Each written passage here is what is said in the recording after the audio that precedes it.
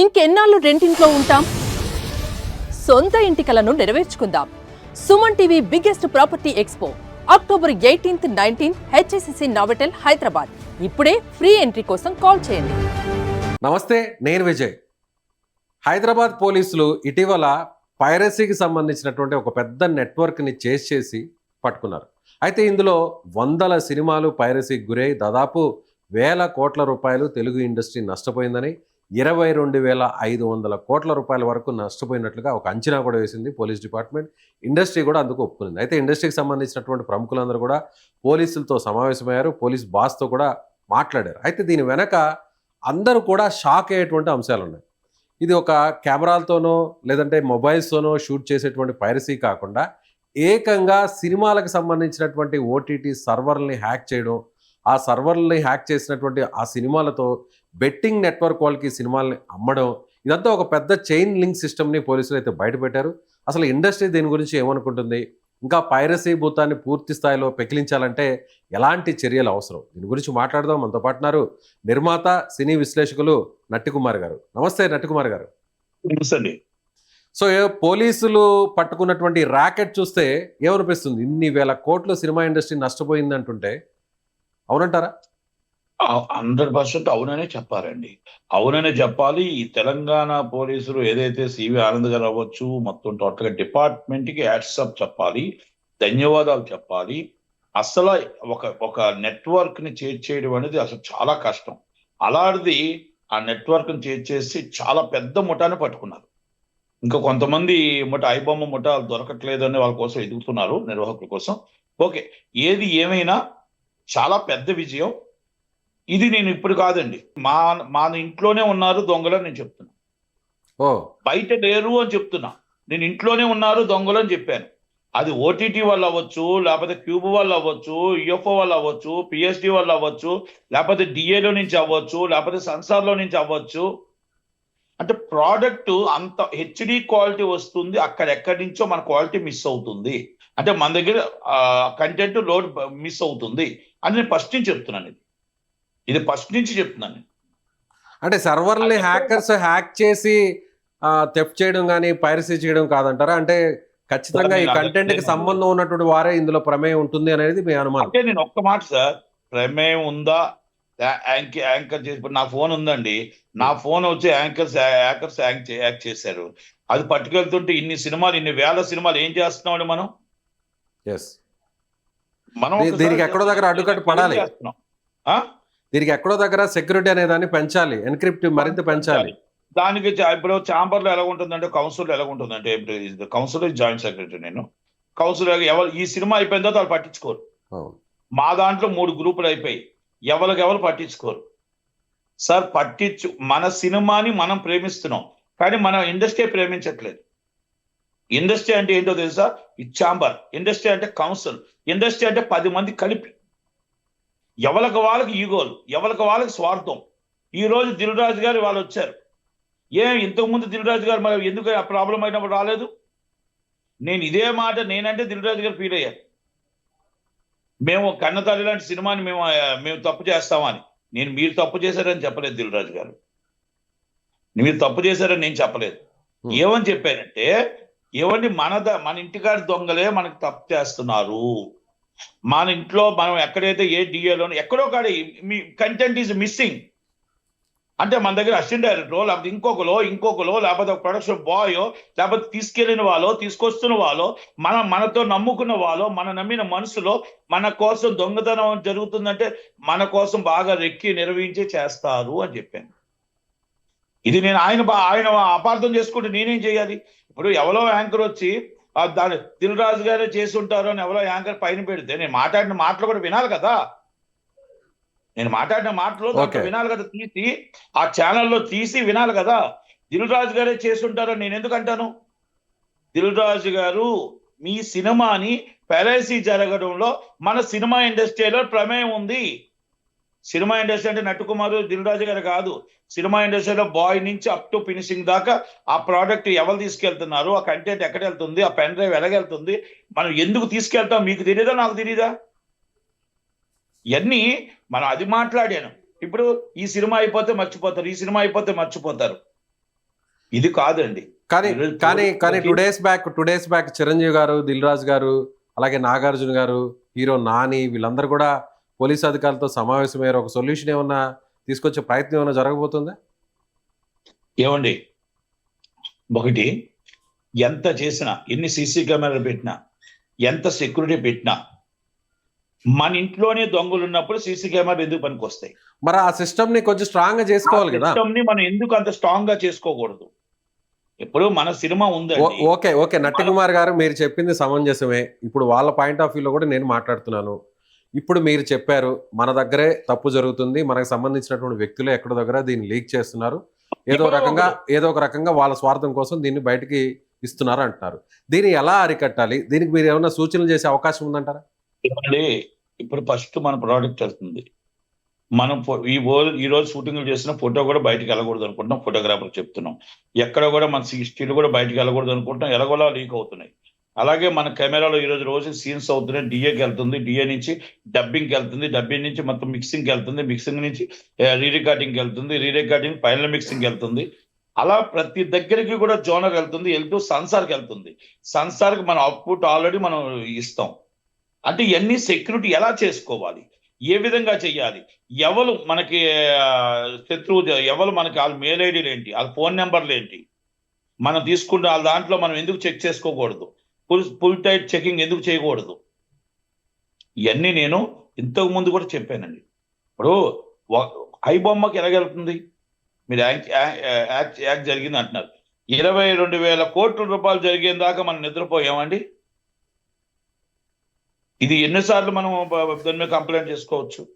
ఇప్పుడు cinema OTT కొంటుంది, OTT కూడా ప్రయత్నం చేయాలి కదా. ఇప్పుడు మన సాటిలైట్ కొంటున్న వాళ్ళు ప్రయత్నం చేయాలి కదా. మన సినిమాని వెళ్లకుండా చూడాల్సిన బాధ్యత మన ఇండస్ట్రీ మీద కూడా ఉంది కదా. ఛాంబర్లో మనం కోట్లు ఖర్చు పెట్టి పైరసీ దారులను పెట్టాం కదా. మన గవర్నమెంట్ ఏం supported is full support. Government support చేస్తుంది, పోలీసులు సపోర్ట్ చేస్తున్నారు. మనం కరెక్ట్ గా చేయలేకపోతున్నాం ఉంటాను నేను.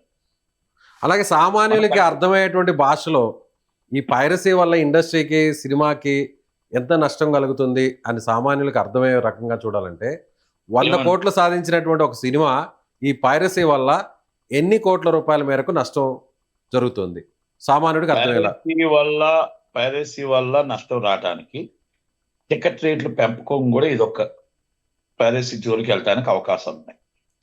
టికెట్ రేట్లు ఎక్కువగా పెరగడం వల్ల అది మనం పైరసీలో ఉదయం 8:30కు వచ్చేస్తుంది. 8:30 మన సినిమా చూడొచ్చు కదా అని పిల్లలు అలవాటు పడిపోయారు. నేను ఉదాహరణకు, మీరు కెమెరా పట్టుకొని రండి, సినిమా రిలీజ్, ఇలాంటి పెద్ద సినిమా రిలీజ్ అయినప్పుడు మీరు 8:30కి చూడండి. ఒక 10 ఇంట్లో మన కుర్రోళ్ళు మంచి యూత్ ఎవరైనా కాలేజీలో చూడండి, ఒక్కొక్కరు ఫోన్లో పెట్టి చూసేస్తున్నారు సినిమాని. రాత్రి 9:30కి 10 గంటలకు కూడా లోడింగ్లు అయిపోతున్నాయంట. మరి దీనివల్ల ఎన్ని వందల కోట్లు లాస్. అదే నేను అడిగేది అదే. ఇప్పుడు ఒక సినిమా ఒక 100 కోట్లు సాధించింది అనుకుందాం. 100 కోట్లు కాకుండా ఈ పైరసీ లేకుండా ఉంటే ఇంకా ఎంత అడిషనల్ గా కలెక్షన్స్ వచ్చే ఛాన్సెస్ ఉంటాయి? పైరసీ లేకుండా ఉంటే, రేట్లు పెంచకుండా ఉంటే, ప్రేక్షకులు రిపీట్ ఆడియన్స్ వచ్చి ఉంటే 100 కోట్ల రూపాయలు ఇప్పుడు 60 కోట్లు 65 కోట్లు చేస్తుంది. 110 కోట్లు చేయడానికి అవకాశాలు ఉన్నాయి. ఓకే, అంటే 50 మోర్ దెన్ ఇస్ 48, 50% మనకు లాస్ వస్తుంది. ఇప్పుడు అంటే 100 కోట్లలో 50 కోట్లు నష్టపోతున్నట్టే, ఇంకొక 50 కోట్లు అదనంగా రావాలి. మెజారిటీ పీపుల్ ఉదాహరణకు మెజారిటీ పీపుల్ థియేటర్కి వెళ్ళట్లేదు డబ్బులు లేక. వాళ్ళు స్టైల్ గా చూసేస్తున్నారు. థియేటర్లో ఏంటంటే ఇంకా అభిమానించే వాళ్ళు వెళ్తున్నారు, లేకపోతే లేదు. కానీ ప్రొడ్యూసర్స్ కూడా, పెద్ద సినిమాల నిర్మాతలు కూడా ఇదే చెప్తున్నారు. ఎందుకంటే ఒక సినిమా రిలీజ్ అయిన వెంటనే మీరే అన్నారు, ఒక్కరోజు మరుసటి రోజు ఉదయానికల్లా సినిమా ప్రింట్ అంతా కూడా పైరసీ రూపంలో మొబైల్లోకి వచ్చేస్తుంది, వెబ్సైట్స్ లోకి వస్తుంది అంటున్నారు. దానికోసమే రేట్స్ ని హైక్ చేస్తున్నాం, దానికోసమే థియేటర్ల సంఖ్యను కూడా పెంచుతున్నాం. ఎక్కువ థియేటర్లో రిలీజ్ అవడం ద్వారా ఆ సినిమా కలెక్షన్ అంతా కూడా ఒకే రోజులో లేదంటే ఒక 1 వీక్ లో కలెక్ట్ చేస్తున్నాం అని చెప్తున్నారు. అది మాట్లాడిన వాళ్ళు తప్పు. మీరు ఇంకో మాట అన్నారే, థియేటర్లు అన్ని కూడా వేసేస్తున్నాం అనేది కరెక్ట్. ఎందుకంటే రేట్లు పెంచితే మన సినిమాకు రారండి. థియేటర్లు అన్ని వేసేయాలి, పైరసీ వచ్చేస్తుంది కాబట్టి థియేటర్లు అన్ని వేసి 3 days 4 days కలెక్షన్ లాక్కోవాలని తప్పలేదు, అది లాక్కోవచ్చు. ఇప్పుడు ఇదే ఓజీ సినిమా ఉంది, ఉదాహరణకు తీసుకుందాం. ఓజీ బ్రహ్మాండమైన బొమ్మ వచ్చింది, బ్రహ్మాండంగా ఉంది, థియేటర్లోకి వెళ్ళి చూస్తున్నారు. అది అభిమానం, అది ప్రేమ. అది మీకు ఎందుకంటే థియేటర్లో పైరసీ ఉన్నా కూడా థియేటర్లోకి వెళ్ళే జనాలు చూస్తున్నారు, లేకపోతే ఎందుకు ఇంత కలెక్షన్ వస్తుంది? స్టిల్ హీరో మీద సెవెంత్ డే కూడా 6th and 7th డే కూడా కలెక్షన్స్ రావడానికి ఖచ్చితంగా థియేటర్లో చూడాలి, ఆ ఫీల్ పొందాలనే ఉద్దేశంతోనే వెళ్తున్నారు. అది ఇప్పుడు సార్ మన ఇద్దరం ఫోన్ లో మాట్లాడుతున్నాం, ఇప్పుడు మీ దగ్గర లైవ్ డైరెక్ట్ గా రావడానికి ఒక వేరు ఉంటుంది, ఇక్కడ నేను జూమ్ లో మాట్లాడడానికి ఒక వేరు ఉంటుంది. సేమ్ అంతే, సినిమా థియేటర్ లో చూసేది, ఫోన్ లో చూసేది. కాకపోతే ఆ మనిషి ఆ డబ్బులు లేనప్పుడు ఏం చేస్తాడు? ఇప్పుడు డబ్బులు లేనప్పుడు ఏం చేస్తాడు? వాళ్ళకి ఇలాంటి పైరసీ తీసుకుని చూసేస్తారు. కనుక వాళ్ళకి కూడా మనం అందుబాటులో ఉంచాలి అంటే రేట్లు తగ్గించాలా, అందుబాటులో ఉంచాలి అంటే ఆ రేట్లు తగ్గించి సమన్వయం చేయాలి. అలాగే పాప్కార్న్ తగ్గించాలి, కూల్ డ్రింక్ తగ్గించాలి, అందరూ తగ్గించాలి. ఇంటిలో పాది వెళ్ళి సినిమా మన థియేటర్లో చూసే విధంగా ఉండాలి, దానికి హోమ్ థియేటర్లో చూసే విధంగా ఉండకూడదు. దొంగ సినిమా పైరసీలో చూసే విధంగా ఉండకూడదు. అంటే ప్రేక్షకుడికి ఊరంతా థియేటర్లు వేయండి, కానీ రేటు అందుబాటులో ఉంచండి. ప్రేక్షకుడు అందరూ ఏ క్లాస్ నుంచి బి క్లాస్, సి క్లాస్ నుంచి మొత్తం లేనివాడు ఉన్నవాడు హై క్లాస్ సొసైటీ సినిమా చూసే విధంగా థియేటర్కి వచ్చి చూసే విధంగా మనం చూపించవలసిన బాధ్యత, రెస్పాన్సిబిలిటీ మన మీద ఉంది. అవునా కదండి? చెప్పండి. అవన్నీ మనం తప్పు చేసి వాళ్ళు తప్పు చేసి వీళ్ళు తప్పు చేశారంటే ఎలా? సో పరోక్షంగా ఇండస్ట్రీ వాళ్ళకి సహకారం అందిస్తుంది. మరి అంతే కదండి. మీరు రేటు పెంచుతుంటే ఎలాగెళ్తారు? పక్కదారి పడతారు. ఇప్పుడు మన యువతను ఎవరు పాడు చేస్తున్నారు? మనమే పాడు చేస్తున్నాం. యువత పక్కదారి పడుతున్నారు అంటే, నేను ఇప్పుడు మన ఉదాహరణకి మనం ఈరోజు ఏం చేస్తున్నాం? రేట్లు పెంచుతున్నాం, లేకపోతే ఇంకోటి పెంచుతున్నాం. అక్కడ ఇన్కమ్ ఎంత ఉంది? ఆ ఇన్కమ్ కి మన అడ్డదారి, ఆ డబ్బు మన షార్ట్లీ డబ్బు రావాలంటే ఏదో తప్పుడు పని చేయాల్సి వస్తుంది వాళ్ళు. అది ప్రోత్సహిస్తుంది మనం కాదా? మన మొత్తం టోటల్ గవర్నమెంట్ ఆఫీసులో మన పనులు కావాలని చెప్పి వెయిటింగ్ చేయకూడదు అని చెప్పి లంచాలు ఇస్తూ అది మన పనులు చేయించుకోవాలని చెప్పి ఎదుటి వాళ్ళని, మనం 2-3 చేసిన పనులకి 7 అయితే ఇబ్బంది పడుతున్నారు కదా. వెయిటింగ్ పీరియడ్ లేకుండా చేయించుకుందాం అనుకున్న 3 అనుకుంటే 7 వెయిటింగ్ ఉంటూనే ఉంటున్నారు కదా.